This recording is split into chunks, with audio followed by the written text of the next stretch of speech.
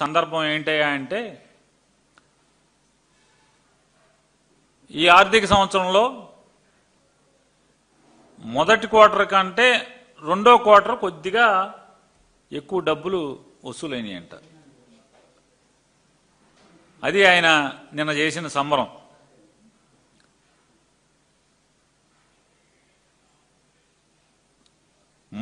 మొదటి ఈ ఆర్థిక 25-26 సంవత్సరం యొక్క మొదటి క్వార్టర్ కంటే రెండో సంవత్సరం క్వార్టర్లో కొంచెం పెరిగింది. జిఎస్టీ పెరిగిందంట.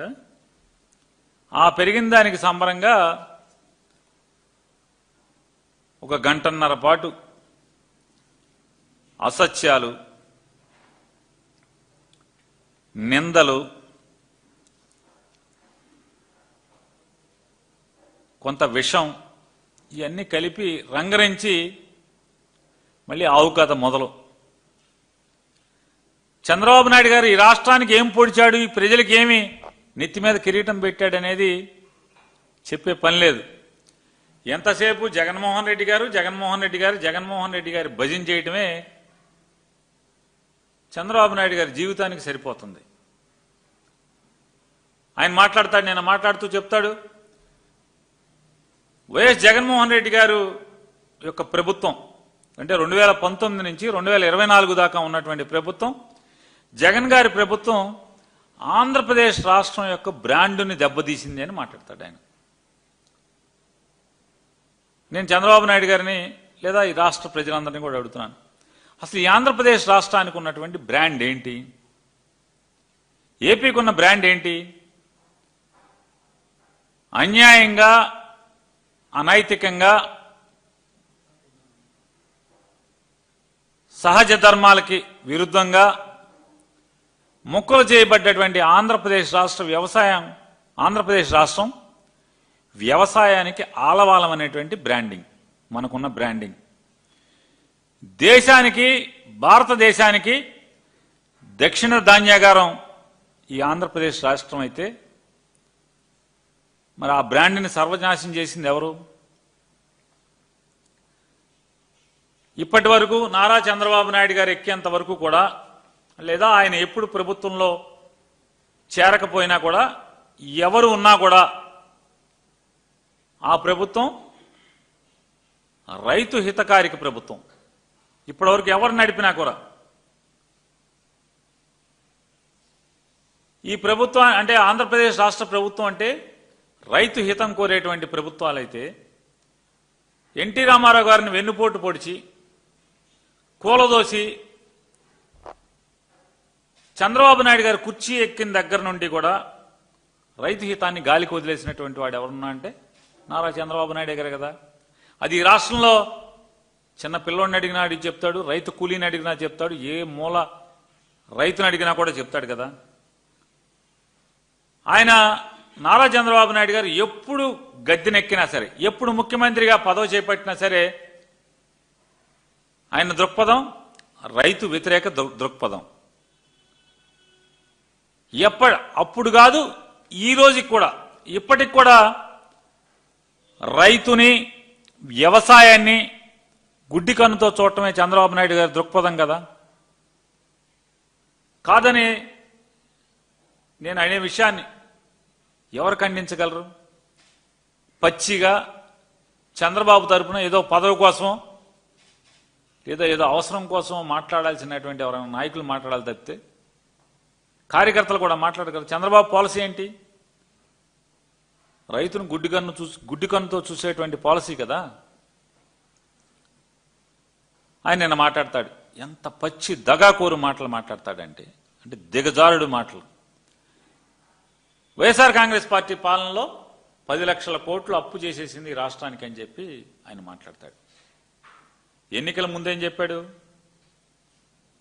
14 లక్షల కోట్లు అప్పు చేశారని చెప్పి మాట్లాడాడు. మాట్లాడటమే కాదు, 14 లక్షల కోట్లు అప్పు చేశారు జగన్మోహన్ రెడ్డి, 15 లక్షల కోట్లు అప్పులు చేశాడని విపరీతమైనటువంటి విష ప్రచారం చేశారు. గెలిచిన తర్వాత అసెంబ్లీలో ఏం చెప్తారు? జగన్మోహన్ రెడ్డి గారి పీరియడ్లో 2019 నుంచి 24 దాకా వైఎస్ఆర్ కాంగ్రెస్ పార్టీ ప్రభుత్వం చేసినటువంటి అప్పు 3,33,000 కోట్ల 513 3,33,513 కోట్లు అప్పు చేశారని చెప్పాము. అసెంబ్లీలో రాతపూర్వకంగా చెప్తారు. అంటే ఏంటి దాని అర్థం ఏంటి? 2019 నుంచి 24 దాకా జగన్మోహన్ రెడ్డి గారి ప్రభుత్వం 3,33,513 కోట్ల రూపాయలు అప్పు చేసింది ఈ రాష్ట్రానికి అని చెప్పేమో అసెంబ్లీలో చెప్తారా? ఎన్నికల ముందేమో 14 లక్షలు 15 లక్షల కోట్లు అని చెప్తారా? ఇప్పుడు మళ్ళీ నోటుకు వచ్చినట్టు 10 లక్షలని మాట్లాడతావా? చంద్రబాబు నాయుడు గారు మన వయసుకు తగ్గట్టన్నా మాట్లాడాలి కదా. 50 ఏళ్ల అనుభవం అని చెప్తారు మీకు. నేను మోడీ కంటే ఇంకెవరో కంటే కూడా సీనియర్ నుంచి మాట్లాడతారు మీరు. మీ ప్రభుత్వంలో అంటే జగన్మోహన్ రెడ్డి గారు అధికారానికి ఎక్కే నాటికి మీరు చేసినటువంటి అప్పు ఎంత? మీరు ఎంత చేసి అప్పు చెప్పారు? ఇవాళ జగన్మోహన్ రెడ్డి గారు 3 లక్షల చిల్లర కోట్లు అప్పు చేశారని చెప్పి మీరే అసెంబ్లీలో చెప్పారు. జగన్మోహన్ రెడ్డి గారు 5 ఏళ్లలో 3,33,513 కోట్ల రూపాయలు అప్పు చేస్తే ఈ 18 మాసాల్లో 2,66,517 కోట్ల రూపాయలు మీరు అప్పు చేసిన మాట వాస్తవా కాదా?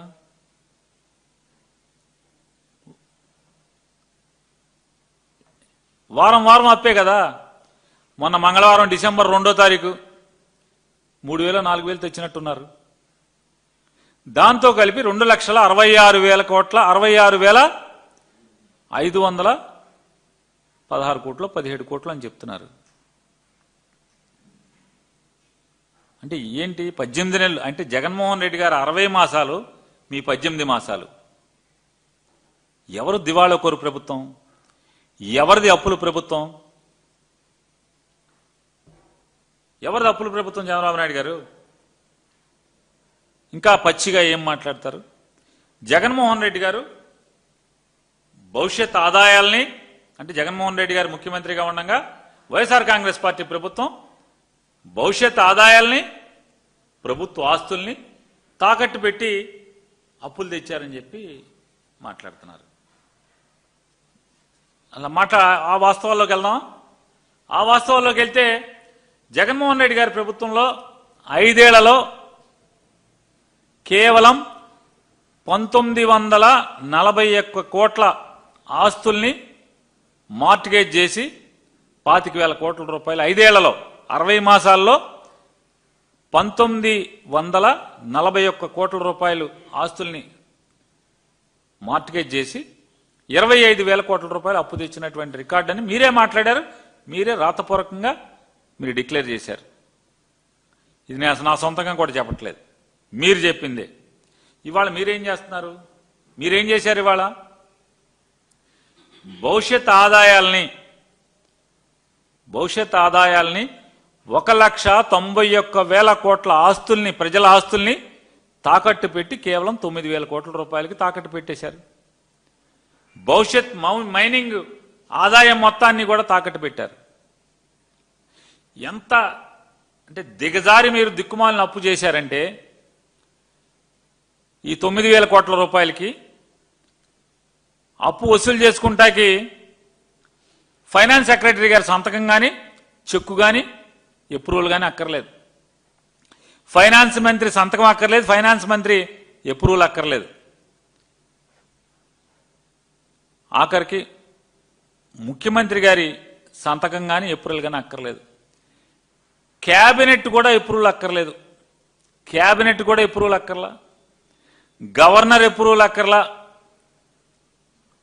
సరాసరి మీకు అప్పు ఇచ్చినోడు 9,000 కోట్ల రూపాయలు అప్పు ఇచ్చినోడు రిజర్వ్ బ్యాంక్లో మీ ఖాతాలో చేయబెట్టండి, ప్రభుత్వ ప్రజల జేబులో చేయబెట్టి తీసేసుకోవచ్చు ఎవడి పర్మిషన్ లేకుండా. ఇంతకన్నా దిగజారు అప్పు చేసేవాడు ఎవడన్నా ఉంటాడా ఈ దిక్కుమాలిన దేశంలో? ఇంత దిక్కుమాలిన అప్పు ఎవడన్నా చేస్తాడా?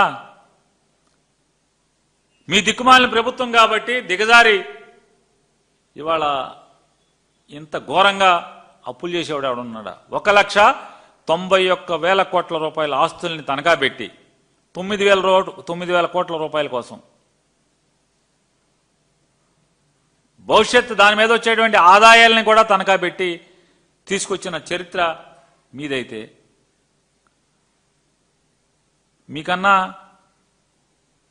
మోడీ చిన్నోడు అనుభవంలో, నితీష్ కుమార్ చిన్నోడు అంటారు కదా, వాళ్ళు ముఖ్యమంత్రులుగా ఎక్కడన్నా ఎప్పుడన్నా ఇటువంటి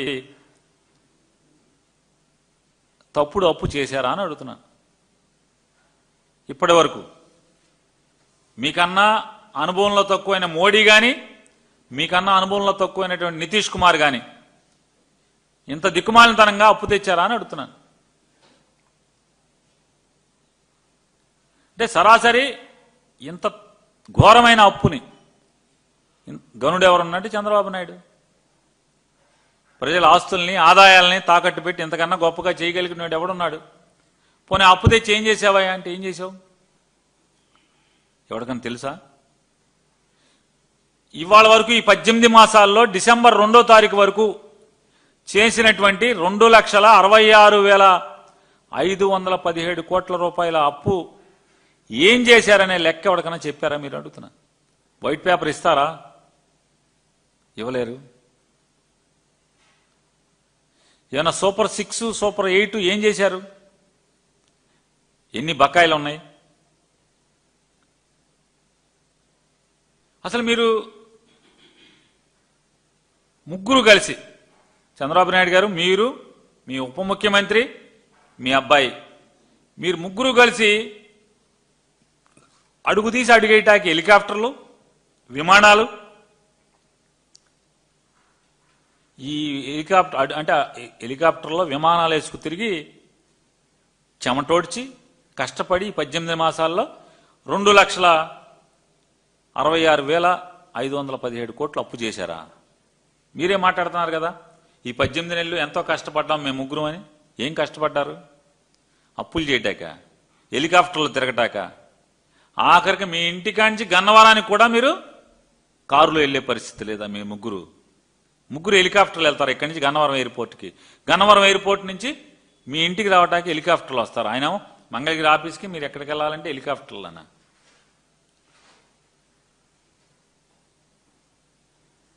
మీ కష్టం ఏమనాలి? ఇంక గొప్పగా చేద్దాం, మేము ముగ్గురు తెగ కష్టపడిపోయాం ఈ రాష్ట్రాన్ని ఉద్ధరించటాకే. ఎవడన్నా సామాన్యుడిని అడిగి చెప్తాడు, వీళ్ళ కష్టం రాబందులు ఎత్తుకెళ్ళా అని చెప్పి మాట్లాడతాడు. ఎందుకు కావాలి మీ కష్టం? ఎవరిని కావాలి? ప్రజల్ని పీల్చుకు తింటాకి, పీల్చి పిప్పి చేయటాకి, ప్రజల రక్తాన్ని మీరు జుర్రుకుంటాకి తప్పితే దేనికంటున్నా మీరు పనిచేస్తున్నది ఏం చేశారు ఇప్పటి వరకు? ఆంధ్రప్రదేశ్ రాష్ట్రం విభజించిన తర్వాత ఏంటంట, 5 ఏళ్ళు 13.5% ఈయన జీడిపి అంట. జగన్మోహన్ రెడ్డి గారిదేమో 10.32% జీడిపి అంట. అంటే ఇతనికి ఏ లెక్కలు, కాంపౌండెడ్ యాన్యువల్ గ్రోత్ రేటా, కాంపౌండెడ్ యాన్యువల్ గ్రోత్ సిఏజిఆర్ ఏదో లెక్క అని చెప్తున్నాడు చంద్రబాబు నాయుడు గారు. ఆ సిఏజిఆర్ లెక్కల ప్రకారం అంట ఆయనదేమో 13 చిల్లరంట, ఈయనదేమో 10 చిల్లరంట. నాకులాగా జగన్మోహన్ రెడ్డి గారు కూడా కష్టపడితే కనుక బోళ్ళ డబ్బులు వచ్చాయి అని చెప్పి మాట్లాడుతున్నాడు. అంటే నీకు ఎలా వెసులుబాటు అయితే అలా ఫిగర్లు తీసేసుకుంటావు చంద్రబాబు నాయుడు గారు.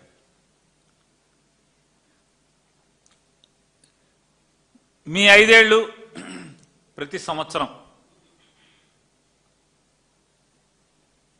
అంటే మీ జీడిపి పెరిగితే దేశం జీడిపిలో మీది ఎంత శాతం ఉండాలి కదా?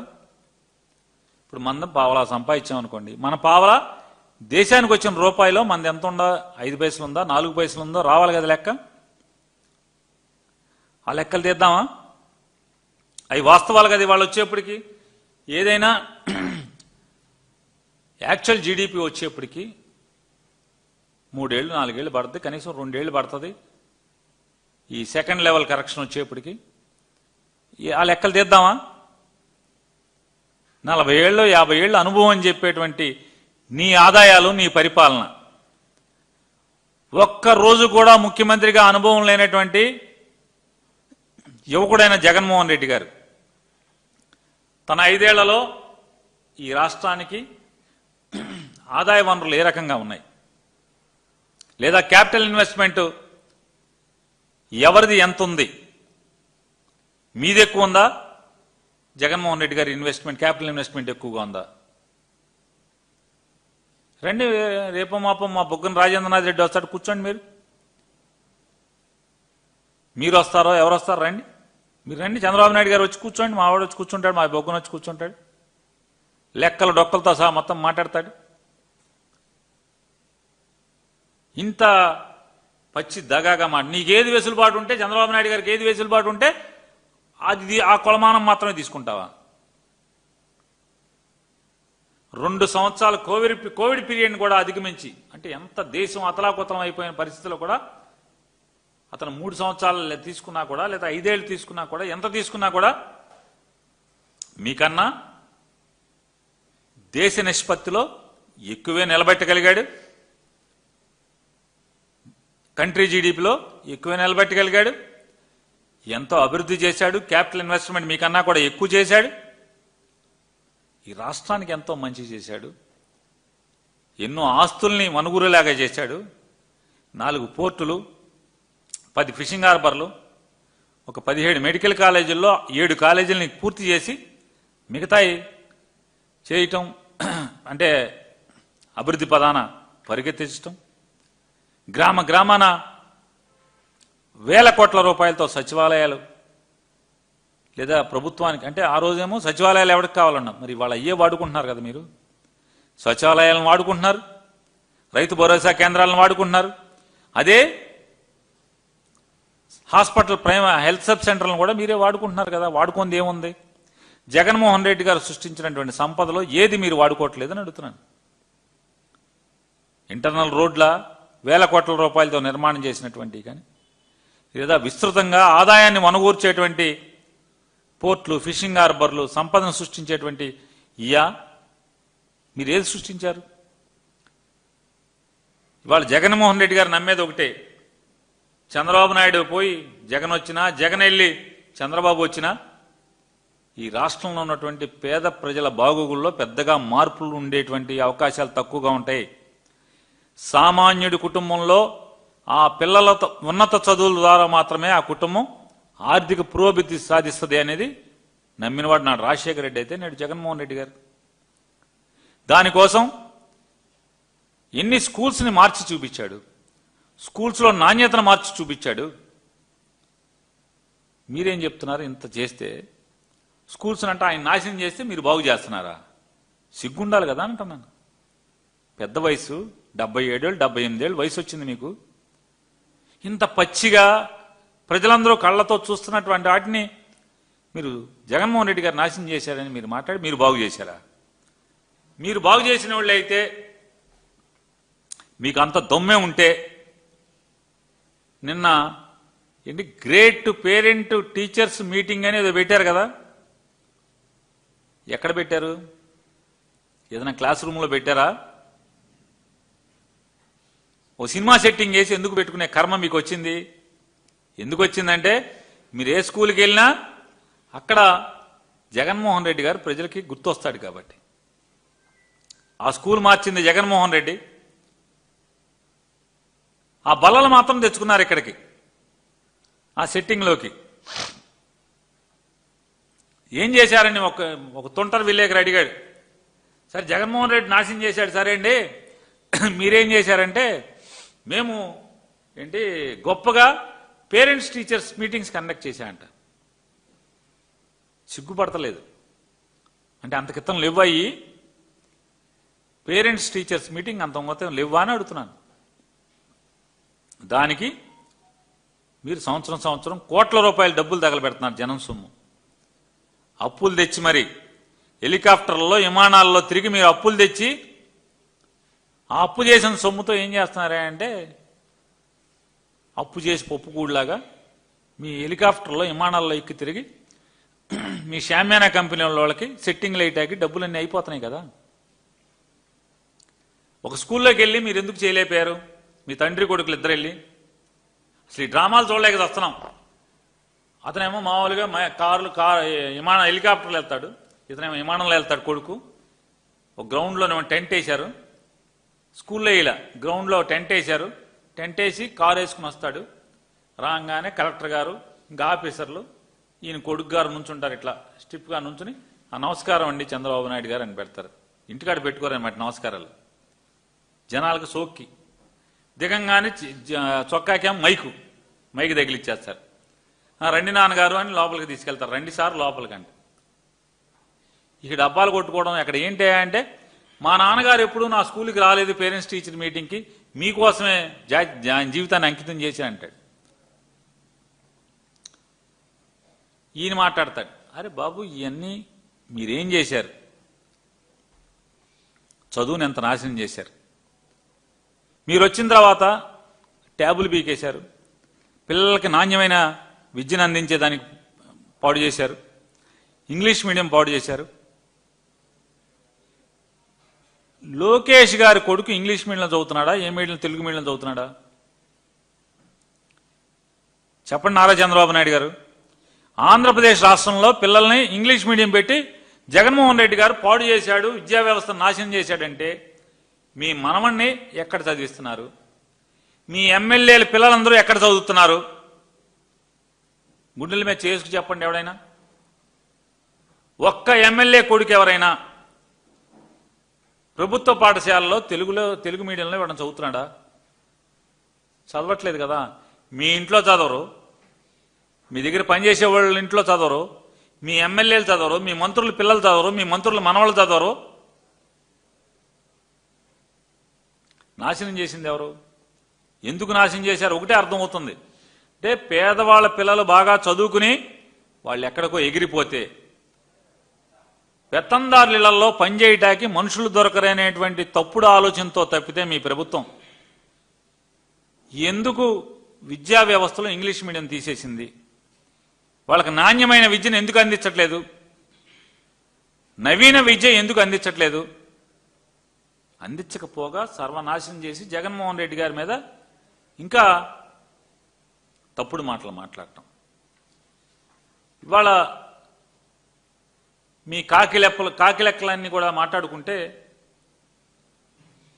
సంపద సృష్టించానంటున్నారు, సూపర్ 6 చేశానంటున్నారు, సూపర్ 8 కూడా చేశానంటున్నారు. ఏం చేశారు? ఏ సూపర్ 6 చేశారు? రాష్ట్రంలో 18 ఏళ్ళు నిండినటువంటి ప్రతి ఆడపిల్లకి నెలకి 1500 రూపాయలు ఇస్తున్నారు. ఇస్తున్నారా? చెప్పండి, ఇస్తున్నారా?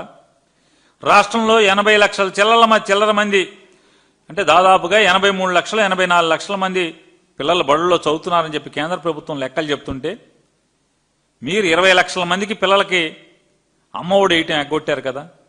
వేయటం లేదు కదా. మోడీ గారు వేసే డబ్బులు కాకుండా రైతుకి సంవత్సరానికి 20,000 వేస్తున్నారు.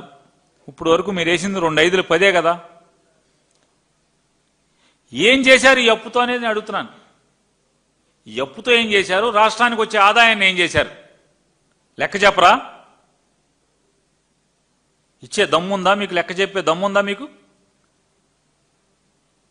ఎన్ని సూపర్ 6లు ఇంకా ఎగ్గొట్టిన? నిరుద్యోగులకి ఉద్యోగం రాకపోతే నిరుద్యోగ భృతి ఇస్తా అన్నారు. ఎవరికి ఇచ్చారు? ఏ నిరుద్యోగికి ఇచ్చారు? 3,000 రూపాయలు. చేసిన అప్పుతో పథకాలు ఇవ్వలేదు. కొత్తగా ప్రభుత్వ ఉద్యోగాలు నింపారు. పోనీ ఉన్న ఖర్చు పెరిగిందా అంటే కొత్తగా ప్రభుత్వ ఉద్యోగాలు నింపింది లేదు. పోనీ పీఆర్సీ వేసి ఐఆర్ ఇచ్చాము, జీతాలు పెరిగినాయి అంటే, జీతభత్యాలు పెరిగినాయి అంటే పీఆర్సీ వేయలేదు, ఐఆర్ ఇవ్వలేదు. పోనీ ఉన్న 3 సెంట్లు స్థలం ఇస్తాకి 1,000 కోట్ల రూపాయలతో స్థలాలు కొన్నారా? 3 గజాలు కూడా ఎవరికి ఒక్కడికి కూడా ఇవ్వలేదు కదా. ఇవాళ మీ మాటలు మొత్తం, మీ మొత్తం ఉపన్యాసం అంతా చూసుకుంటే సంపద సృష్టి అనేది ఒక అభూత కల్పన. మీరు చేసిన అప్పులు అనేది మాత్రమే వాస్తవం. మీ సంపద సృష్టి అంతా కూడా ఒక అభూత కల్పన. మీరు ఈ 18 మాసాల్లో చేసినటువంటి 2,66,517 కోట్ల రూపాయల అప్పు మాత్రమే వాస్తవం అనేది ఇవాళ మా కళ్ళకు కట్టినటువంటి నిజం కదా. ఇవాళ ఆయన మాట్లాడతాడు, నిన్న మాట్లాడుతూ అంటాడు, వచ్చే ఏడాది నుంచి కరెంటు బిల్లులు, వచ్చే ఏడాది కూడా వచ్చే ఏడాది కూడా కరెంటు ఛార్జీలు పెంచకుండా సమర్థతను పెంచుకుంటామని చెప్పి నారా చంద్రబాబు నాయుడు గారు మాట్లాడుతున్నాడు. చంద్రబాబు నాయుడు గారి సమర్థత అంటే ఎప్పుడైనా ఎక్కడైనా ఎన్నడైనా సరే ఆయన అత్యంత సమర్థవంతంగా ప్రజల్ని తాకట్టు పెట్టి అప్పులు తేవడం తప్పితే మరి ఏదన్నా ఉందా అని అడుగుతున్నాను నేను చంద్రబాబు నాయుడు గారిని. కానీ రాష్ట్ర ప్రజలను కూడా ఒకసారి ఆలోచించమని అడుగుతున్నాను. చంద్రబాబు నాయుడు గారు అంటే సమర్థవంతంగా అప్పులు తేవడం తప్పితే ఏ రోజన్నా మంచి పరిపాలన అందించడం, ఛార్జీలు పెంచకుండా ఉండటం, లేదా ప్రజలను ఎత్తిన భారం వేయకుండా ఉండటం ఎప్పుడన్నా జరిగిందా అంటే ఎప్పుడూ లేదు. ఈ 18 మాసాల్లో కరెంటు ఛార్జీలు ఎన్నిసార్లు పెంచాడు, ఎంత పెంచాడు అనేది నారా చంద్రబాబు నాయుడు గారి మాట మనం నమ్మాల్సిన పని లేదు.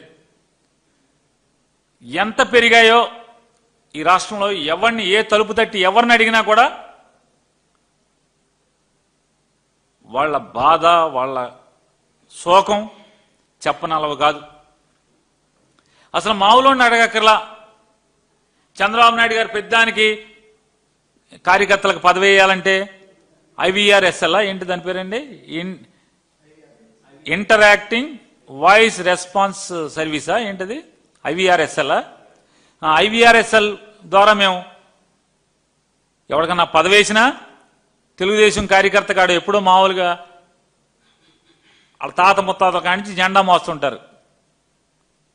ఆడికి పదవి వేయాలన్నా కూడా IVRSL ద్వారా అడుగుతా అంట. ఈయన దగ్గర ఏమో డేటా ఉండదు, ఆడి నిజాయితీ గురించి ఆడి నిబద్ధత గురించి ఈయన తెలీదు. తెలుగుదేశంలో ఎప్పటి నుంచో జెండా మోస్తున్నాడు గురించి. కానీ వేసిన పదవులన్నీ కూడా కొత్తగా పార్టీలు దూకి ఇడు దూకి అడు దూకి జంపింగ్ జపాంగాలకు పదవులు వేస్తారు. దానికి మాత్రం IVRSLని అడిగాం, మీకు పదవి వేయలేకపోయాం అని చెప్పి మాట్లాడతాడు.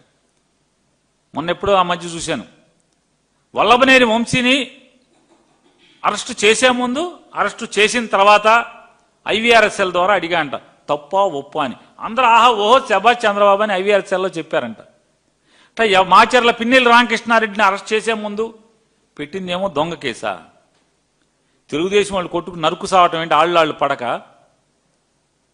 అసలు పార్టీకి సంబంధం లేదు, ఏనాడు మాట్లాడటం కానీ ఫోన్ కూడా మాట్లాడి ఎరగనటువంటి పిన్నెల్లి రామకృష్ణారెడ్డి గారినేమో మర్డర్ కేసులో ముద్దాయిగా పెడతారు, తప్పుడు కేసు. దానికి IVRSL ముందు అడిగా అంట, తర్వాత అడిగా అంట. ముందు ఆహా పెట్టాల్సిందే అన్నారంట, పెట్టిన తర్వాత ఏమో ఆహా ఓహో బాగా పెట్టామన్నారంట. ఇన్నిటికీ IVRSL అడుగుతున్నా అని చెప్తున్నావు కదా చంద్రబాబు నాయుడు గారు. ఈ పథకానికి మీ జెండా మోసే కార్యకర్తల భార్యల ఫోన్ నెంబర్కి చేసి అడగండి ఒకసారి. ఏమ్మా 18 మాసాలుగా చంద్రబాబు నాయుడు కరెంటు ఛార్జీలు పెంచలేదు కదా అని అడగండి ఎవరన్నా. ఫోన్ పైలిపోద్ది మామూలుగా, వెంటనే నేలకేసి కొడతారు. అడిగినోడికి చెవు నిండా మామూలు చెవులు పోయిపోయిన బూతులు వస్తాయి చెవులోకి. సామాన్యులు కాదు, జెండా మోసే తెలుగుదేశం కార్యకర్తల భార్యలకు ఫోన్ చేసి ఒకసారి అడుగు IVRSL ద్వారా. చంద్రబాబు నాయుడు గారు మీ బతుకేంటి తెలుస్తుంది అసలు. ఇన్ని రేపు ఏంటో చెప్తాడు, RTGS, IVRSL అడగండి ఒకసారి మీ కరెంటు బాగోతాలు ఏంటో. జగన్మోహన్ రెడ్డి గారు మీరు చేసిన అప్పు కంటే కూడా తక్కువ అప్పుయే చేశాడు. కరెంటు బాకీలు తీర్చాడు, మీరు పెట్టిన బాకీలు తీర్చాడు. మీరు కరెంటు కంపెనీలకు పెట్టినటువంటి బాకీలు, ప్రభుత్వం పెట్టిన బాకీలు తీర్చాడు. మీకంటే అతి తక్కువ అప్పు చేశాడు. మీరు 50,000 60,000 కోట్లు చేసినట్టున్నారు మీ 5 ఏళ్లలో. జగన్మోహన్ రెడ్డి గారు 5 ఏళ్లలో 30,000 ఎంతో అయినట్టుందా జగన్మోహన్ రెడ్డి గారు చేసినటువంటి, ప్రభుత్వం చేసినటువంటి అప్పు కరెంటు కంపెనీల మీద. ఎవరు ఎక్కువ చేశారు మరి అప్పులు, ఎవరు చేశారు? జగన్మోహన్ రెడ్డి గారు 2 రూపాయల చిల్లర కరెంటు కొంటేనేమో అమ్మో దోపిడీ, అమ్మో అమ్మో అయ్యని 100 మాట్లాడారు. అదాని దగ్గర లంచం తీసుకున్నాడని మాట్లాడారు. ఇప్పుడు మీరేం చేశారు?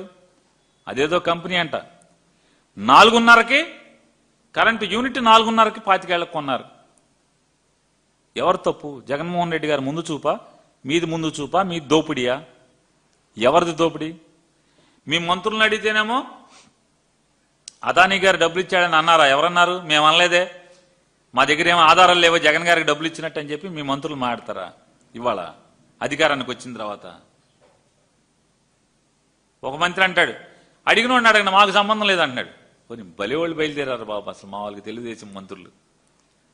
ఆ రోజు స్టేట్మెంట్ ఇచ్చిన వాడిని అడగండి మాకు సంబంధం లేదు, మేము ఆ స్టేట్మెంట్కి మాకేం సంబంధం లేదు, అదాని జగన్ గారికి డబ్బులు ఇచ్చాడు మాకు తెలియదు అని ఒక మంత్రి అంటాడు. నా దగ్గర ఏం అదాని జగన్ గారికి డబ్బులు ఇచ్చాడు, నా దగ్గర ఆధారాలు లేవని ఒక మంత్రి అంటాడు. మరి మీరు ఎంత తీసుకున్నారు అదానికి? మరి మీరు కూడా అదాని దగ్గర డబ్బులు తీసుకునే ఇచ్చారా? అదాని దగ్గర ఒప్పందాలు ఆహా ఓహో అంటున్నారు కదా అదాని అంటే. అబ్బే అదేం లేదండి, మేము తీసుకోలేదు, జగన్ తీసుకోలేదని ఇప్పుడు మాట్లాడతారు. నారా చంద్రబాబు నాయుడు గారు ఇంకా మాట్లాడతాడు ఏంటంటే, తమ్ముళ్ళు రైతులు ప్రజలు తినే పంట పండించండి అయ్యా, మీకు నచ్చిన పంట పండిస్తే పోతారు మీరని మాట్లాడతాడు. అసలు వయసు ఉందా మంది? అనుభవం 50 ఏళ్ళ అనుభవం, 77 ఏళ్ళు 78 ఏళ్ళ వయసు. అరే మాట్లాడే మాట అనేది తప్పు కదా నారా చంద్రబాబు నాయుడు గారు. మీ మాట్లాడే భాష సవరించుకోరా? ఎప్పటికీ మార్చుకోరా? మీ ఆలోచన సరళి.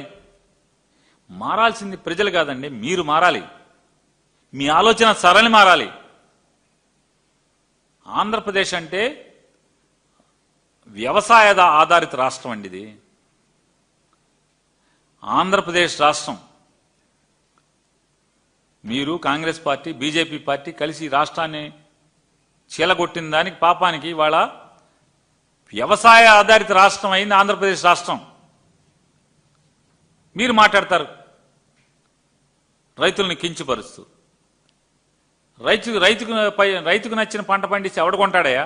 ప్రజలకు నచ్చే పంట కొన్నాను అని చెప్తాడు. నా ఏలుబడిలో అనంతపురంలో నేను ముఖ్యమంత్రి అవ్వకముందు వేరుశెనగ పంట తప్పితే ఇంకొక పంట వాళ్ళ ముఖానికి తెలియదు రైతులకి. అనంతపురం రైతులకి చంద్రబాబు నాయుడు ఎక్కే వరకు కూడా వేరుశెనక్కాయ తప్పితే ఇంకో పంట తెలియదు అంట వాళ్ళకి. ఈయన ఎక్కాక 51 రకాల పంటలు రకరకాలు ఈయన నేర్పించాడంట వాళ్ళకి. చూసాం మీరు నేర్పించింది. మామూలుగా అది ఎండిపోయిన, మామూలుగా అసలు బీడుపడిపోయిన పొలంలో ఇత్తనాలు అది మన నార్మల్ నాటే వెళ్ళి ఒకరోజు ఆ ఫోటోలు మా దగ్గర ఉన్నాయి. ఇంకా మీరు నేర్పాలి వ్యవసాయం అనంతపురం వాళ్ళకి. అది అనంతపురంలోనే వాడి మెళ్ళ మీద గన్ను వేసుకుని వెళ్ళావు, వాటర్ గన్ అన్నావు. గన్ను ఎక్కడుంది? ఏమన్నా ఉందా ఎక్కడన్నా? గన్ను ఎక్కడా? చేను ఎక్కడా? ఏమైనా అన్నా ఆ గన్ను ఏమైంది? ఇవన్నీ ఎంతసేపు షో ఫిట్టింగ్లు, ఫోటో ఎగ్జిబిషన్లు.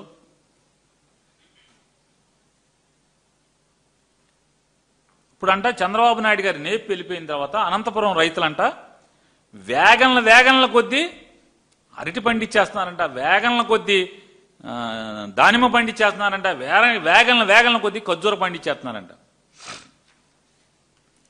అవును నిజమే. వేగన్ల పండించేసేసి రోడ్ల మీద పారబోసుకుంటున్నారు.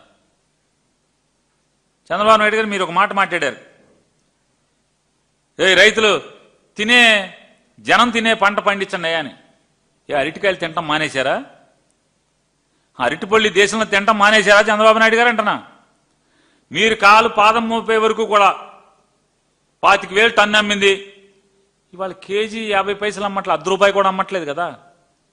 తింటాం మానేశారా జనం అని అడుగుతున్నాను. మరి జనం తినే పంటగా అరటి, దానిమ్మ, మరి ఎందుకు లేవు దానికి రేట్లను అడుగుతున్నాను. మరి అది అయ్యే ఉడుతున్నారు కదా. ఇప్పుడు ఆయన చెప్తాడు రైతు సేవా కేంద్రం, ఏది జగన్మోహన్ రెడ్డి గారి రైతు భరోసా కేంద్రం ఉంది కదా ఆర్బీకే, దానికి రంగేసి రైతు సేవా కేంద్రం అని పెట్టాడు. అదే బిల్డింగ్ దాంట్లో అంట రైతు సేవా కేంద్రం పెట్టాయంట. ఆ రైతు సేవా కేంద్రం పరిధిలో రైతులందరినీ పోగేసి వాళ్ళు ఏ పంట పండించాలి, వాళ్ళ కష్టాలు ఏంటి ఇప్పుడు తెలుసుకుని ఆర్టీజీఎస్ ద్వారా అంటే రియల్ టైం గవర్నెన్స్ సర్వీసెస్ ద్వారా ఆయన వాళ్ళకి నేర్పిస్తాడంటే వ్యవసాయం. ఇప్పుడు కొత్తగా నిన్న మాట్లాడుతున్నాడు. అరే మనం ప్రజలేమనుకుంటారు, రైతులు ఏమనుకుంటారు? పుట్టెడు దుఃఖంలో ఉన్నటువంటి ఆంధ్రప్రదేశ్ రాష్ట్రంలో ఇవాళ రైతు పుట్టెడు దుఃఖంలో ఉన్నాడు. పుట్టెడు దుఃఖంలో ఉన్న రైతు మీ మాటలు ఏమనుకుంటాడు? వయసు వచ్చింది కానీ పోయే కాలం బుద్ధులు బాగాలేదనుకుంటాడు కదా రైతు. అంటే సహజ సేద్యం చేయాలంట రైతులు. మీరేనండి నా మాట, రాసుకోండి పుస్తకంలో. సహజ సేద్యం చేయాలి.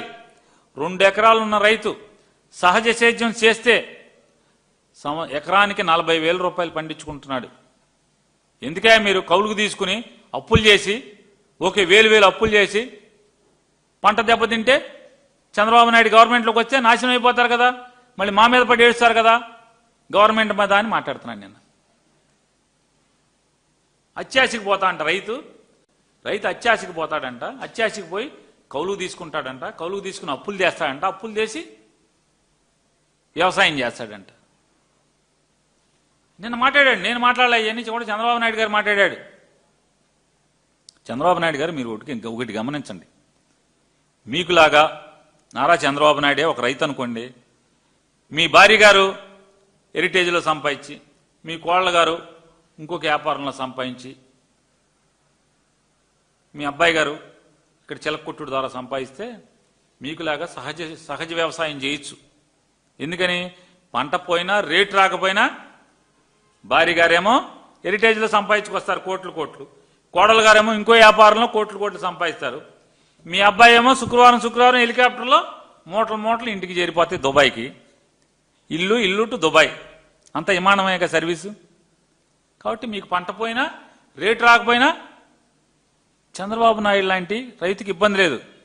కానీ రెక్కాడితే గాని డొక్కాడని సెంటు కుంట ఉన్న పొలం రైతు సహజ వ్యవసాయం ఏం చేస్తాడు చంద్రబాబు నాయుడు గారు?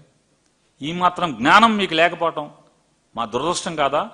ఈ ఆంధ్రప్రదేశ్ రాష్ట్రంలోని రైతాంగం దురదృష్టం కాదా అని అడుగుతున్నాను. దురదృష్టంగా ఏంటి చెప్పండి మీరు ఇవాళ.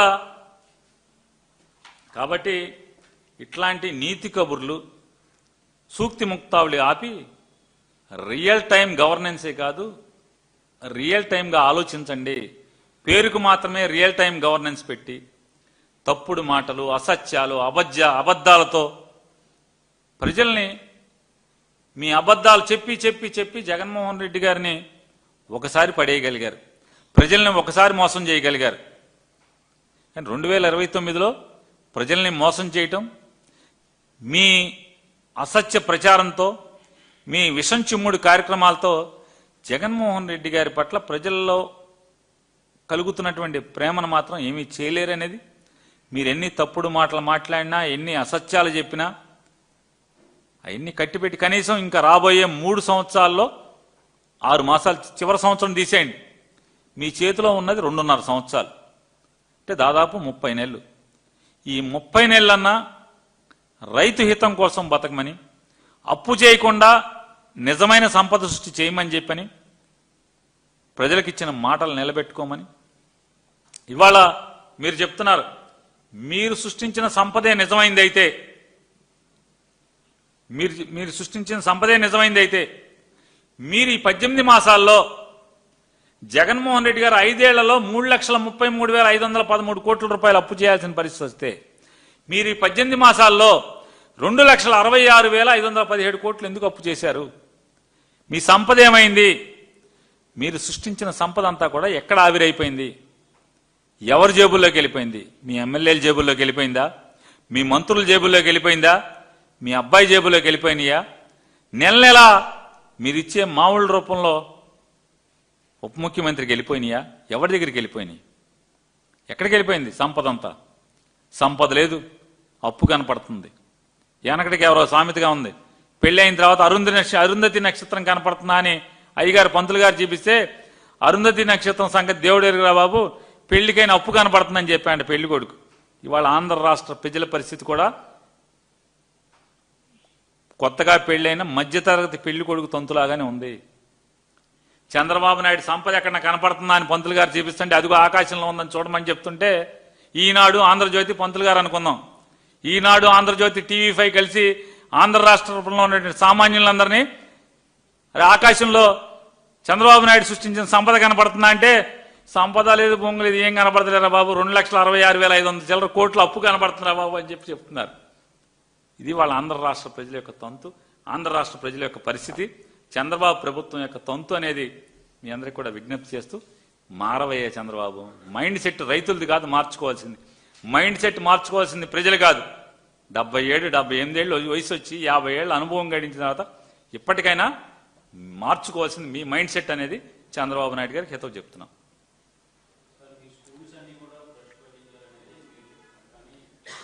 పడి ఉద్యోగాలు సాధించడంలో కానీ, జీవితాన్ని గెలవటంలో కానీ, జీవితంలో స్థిరపడటం వల్ల కానీ పోయి సరిగ్గా చదువుకోలేనటువంటి స్థితిగతులు రావటం, అమ్మా నాన్న పిల్లల చదువులు భారమై వాళ్ళ నెత్తి మీద కుంపట్లాగా మారటం, ఇదంతా కూడా ఈ సృష్టికర్త ఎవరయ్యా అంటే విద్యా వ్యవస్థని సర్వనాశనం చేయటంలో కానీ, పిల్లల్ని చదివించాలనేటువంటి సంకల్పంతో ఉన్నటువంటి పిల్లల తల్లిదండ్రుల నెత్తి మీద కుంపట్లాగా మారింది ఎవరయ్యా అంటే నారా చంద్రబాబు నాయుడు గారి పరిపాలనే.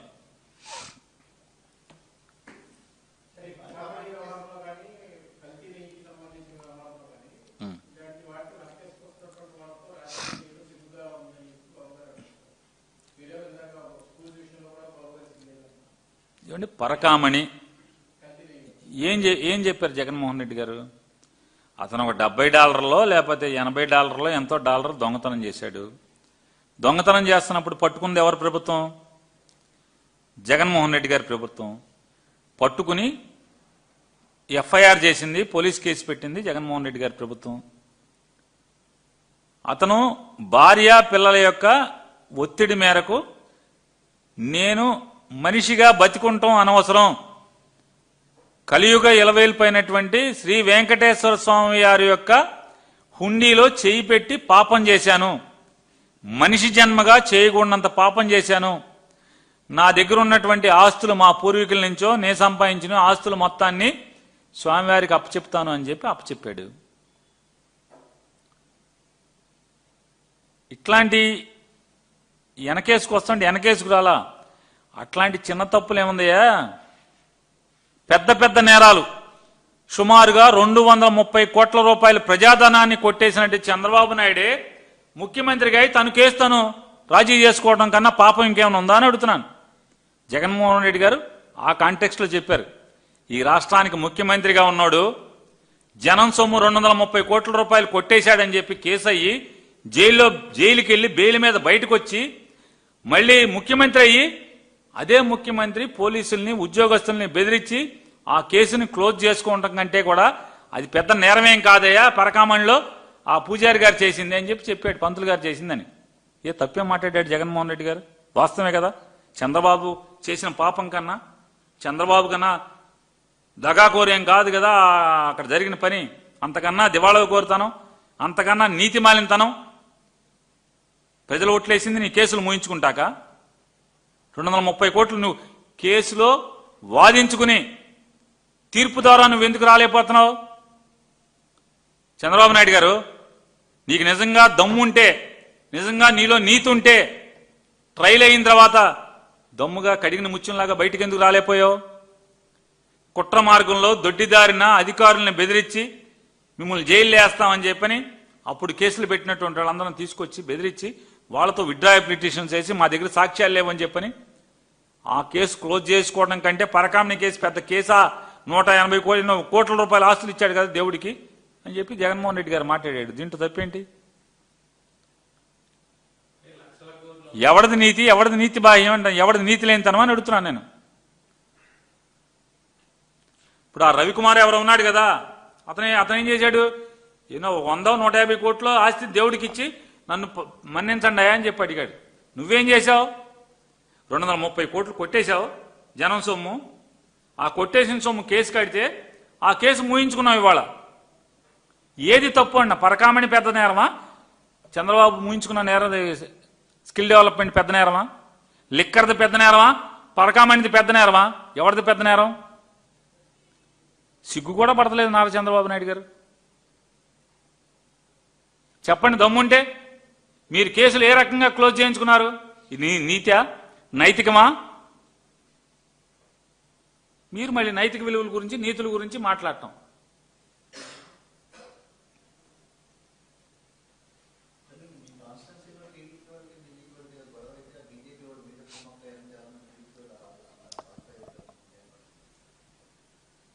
నేను నిన్నేమో అరుణాచలంలో స్వామివారి అభిషేకం దగ్గర ఉన్నాను నిన్న పొద్దున.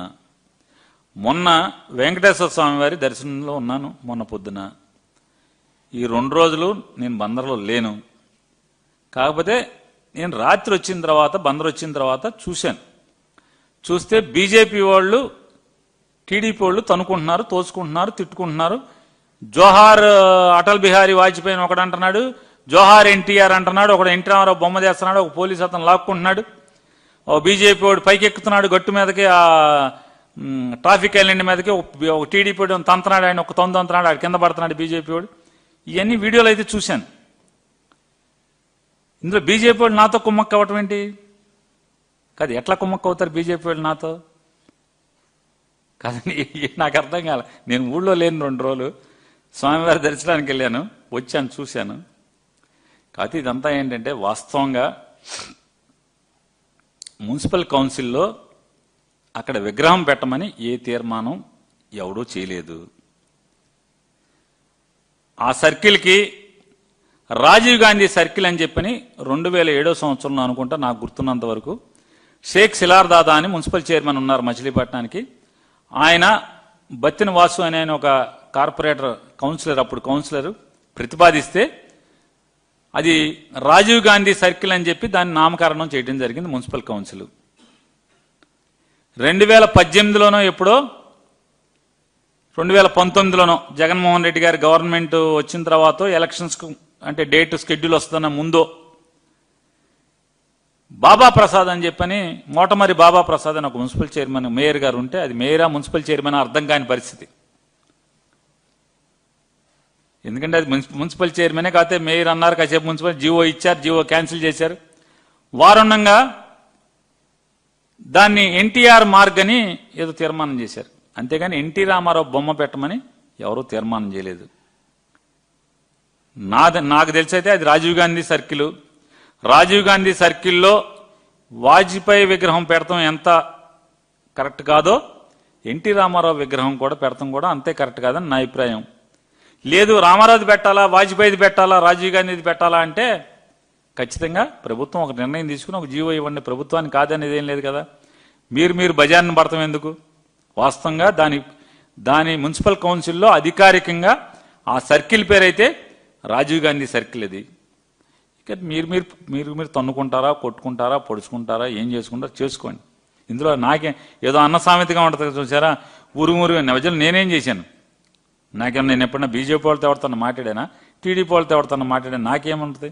మీరే చట్టాపట్టాలు వేసి తిరిగారు, మీరే తన్నుకోండి, మీరే ఎగిరెగిరి దూకారు, మీరే తన్నుకుంటున్నారు. దానికి నాకు సంబంధం ఏమంటుంది బందర్లో?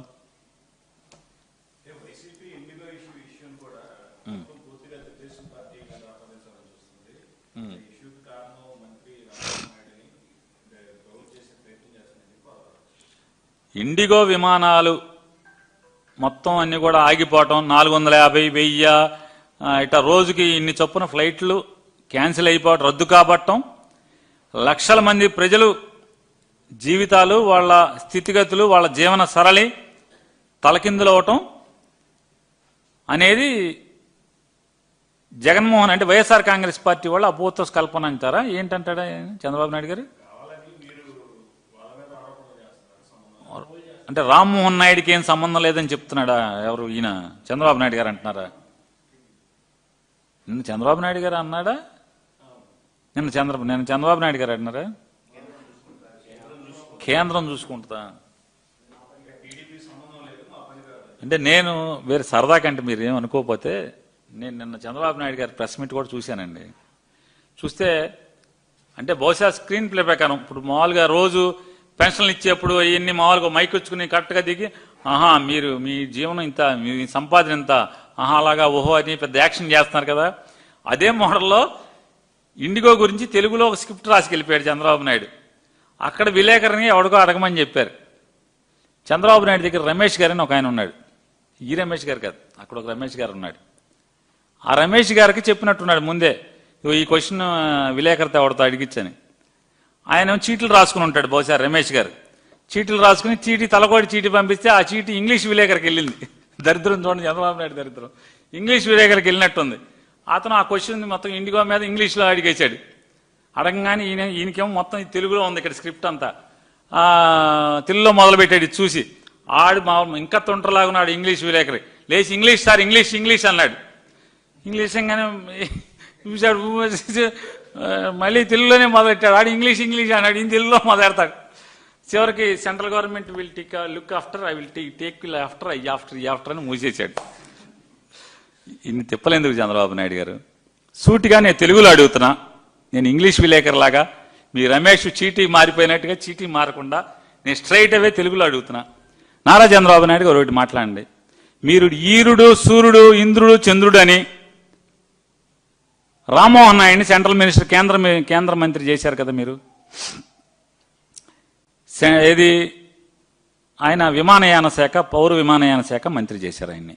మొత్తం తెలుగులోనే అడుగుతున్నా. నాకు ఇంగ్లీష్ రాదు, మీకు లేకనే పట్టుకొస్తే తెలుగు రాదు. తెలుగు తప్పితే ఇంగ్లీష్ రాదు నాకు కూడా. మన ఇద్దరం సేమ్ టు సేమ్ మన ఇద్దరం. ఏదో అంటాడు, ఏదో సినిమాలో మీ వాడు ఉప ముఖ్యమంత్రి అంటాడు కదా, గీసుకుంటుంది గడ్డం వేసుకుందని.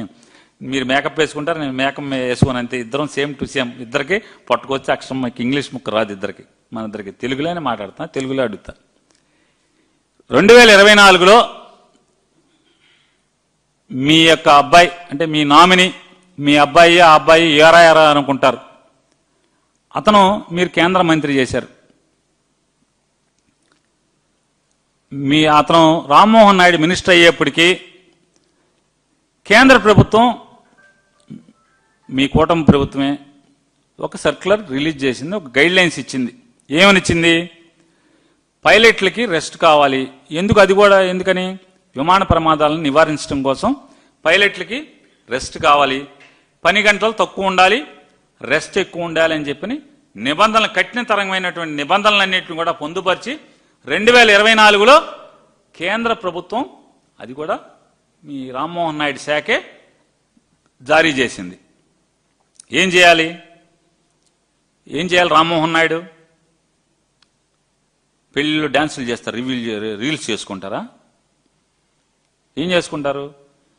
మన పంచాయతీల్లో తరగతి గదులు శంకుస్థాపన, లేకపోతే సిమెంట్ రోడ్డు శంకుస్థాపన, వెళ్ళి ఊకదంపుడు ఉపన్యాసం, జగన్మోహన్ స్టాఫ్ని లోపల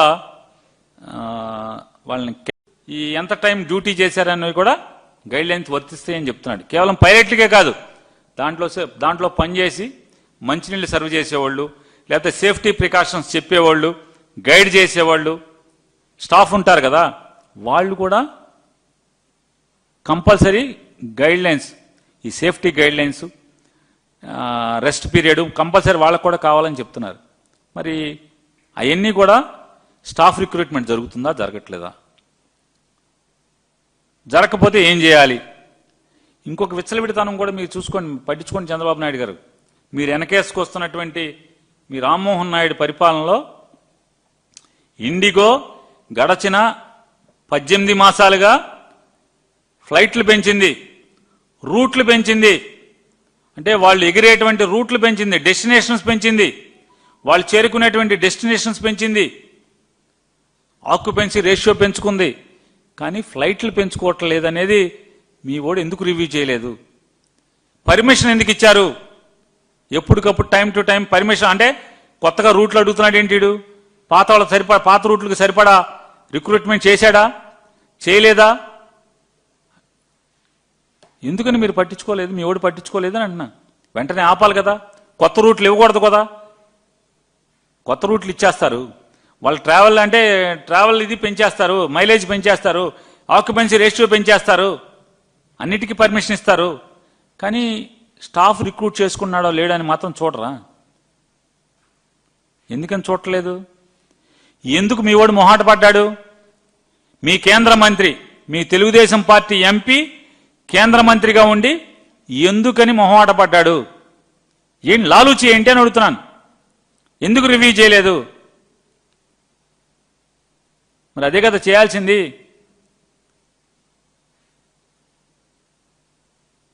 అది ప్రజలు తప్పు పడితే వైఎస్ఆర్ కాంగ్రెస్ పార్టీ మీద పడి ఆడవటం. ఏ ఒక్కరోజన్నా రివ్యూ చేశారా అని అడుగుతున్నా. రివ్యూ చేయకపోగా ఇంకా ఆయన మాట్లాడతాడు. ఇంకా 5-6 నిన్న పార్లమెంట్లో చెప్తున్నాడు, 5-6 విమానయాన సంస్థలకు ఇంకా అవకాశం ఉందని చెప్పని ఇప్పుడు చెప్తున్నాడు. అంటే ఈ దేశ ప్రతిష్ట ఏమైంది? మీ మంత్రి వల్ల, మీ తెలుగుదేశం పార్టీ ఎంపీగా మీరు మీకు వచ్చిన వాటాలో మంత్రిగా పెడితే రాష్ట్రం పరువే కాదు, ఈ దేశం పరువు ఏమైందని అడుగుతున్నాను. దేశం పరువు పోయింది కదా. జనం స్థితిగతులు చివరికి చనిపోయిన మనిషి శవాన్ని కూడా చివరి కోరిక మేరకు తీసుకొచ్చి కన్నం దానం చేయలేని పరిస్థితులు ఉంటే ఎంత భావోద్వేగాలతో ప్రజలు అల్లాడుతున్నారు. లక్షల మంది ఏం చెప్తున్నారు? మీరు మెల్లగా సర్దుకుంటుందని చెప్తున్నారు. ఎట్లా అంటే మీరెట్లా అయితే రైతులు వాళ్ళ సరుకుల్ని వారి పంటని తెగనమ్ముకుని అప్పులున్నాడు ఆత్మహత్య చేసుకుంటాడో, మళ్ళీ ఆత్మహత్య చేసుకున్నాక మళ్ళీ వాళ్ళ భార్య కొడుకు మళ్ళీ వ్యవసాయం చేసుకుంటారు. ఇదంతా కూడా రొటీన్ జరుగుతూ ఉంటుందిలే ఇదంతా అని చెప్పి మీరంతా తేలిగ్గా మాట్లాడుతున్నారో, అతను కూడా మీ ఆలోచన సరళ మేరకే అంతే తేలిగ్గా అతను వ్యవహరించాడనేది కూడా మనకు అర్థమవుతుంది కదా. దండించాల్సింది పోయి దమ 4 బాధాల్సింది పోయి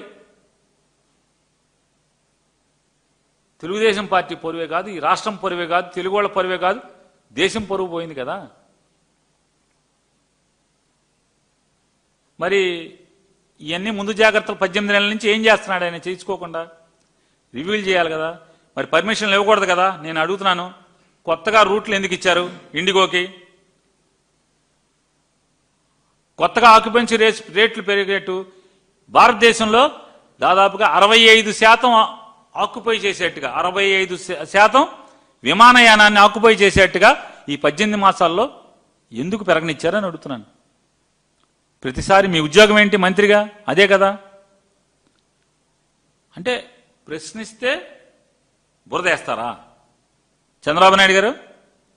ఈ రాష్ట్రంలో అంటే వైఎస్ఆర్ కాంగ్రెస్ పార్టీ ఓడి ఎవడన్నా సానుభూతి పరుడు ఉంటే అది ఈ రాష్ట్ర ప్రజలు కాదా అని అడుగుతున్నాను. మేము ఈ రాష్ట్రం ప్రజలు కాదా?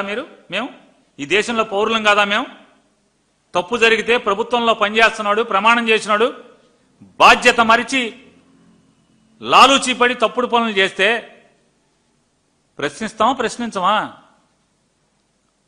నిజంగా మీకే ధైర్యం ఉంటే అర్నాబ్ గోస్వామికి దానికి ఎందుకు బాయ్కాట్ చేస్తారు? మీరు తప్పు చేయకుండా ఉంటే అర్నాబ్ గోస్వామి ఛానల్కి మీరు ఎందుకు మానేస్తారు? ఎందుకు మానేశారని అడుగుతున్నాను. మీ డోలతనం లేదా మీ నిజాయితీ లేనితనం వీటిలో ఓ పక్క బయట పెట్టుకుంటారు, ఓ పక్కనేమో ఈ మాటలు మాట్లాడతారు మీరు.